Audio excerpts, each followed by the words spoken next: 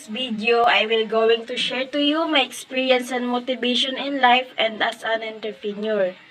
Ito talaga yung nakapag-motivate sa akin para maging isang entrepreneur. Nag-work ako sa Caloocan sa tindahan ng pinsan ko at nagtumagal ako doon ng 1 taon at kalahati. Sa mga ginagawa ko naman ay nagiging masaya ako doon kasi natututo akong mag-manage ng isang business. Ako ang namimili ng mga paninda, tapos ako din ang umu-order sa mga ahente kung ano yung mga kokonti na lang stocks namin, at habang tumatagal ako doon ay mas na-enjoy ko yung pagtitinda doon sa tindahan na yon. Kaya nag-isip-isip ako na parang gusto ko nang magkaroon din ng sariling negosyo, yung ako yung magiging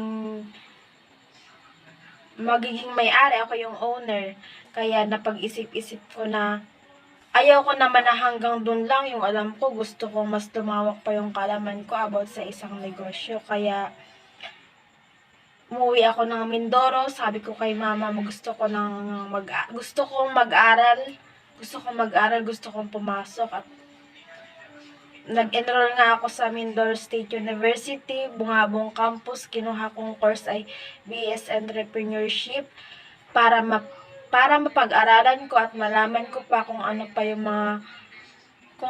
mga dapat gawin ng isang entrepreneur sa pagkakaroon ng isang negosyo. Salamat sa pakikinig at ito lamang po ang aking masasabi.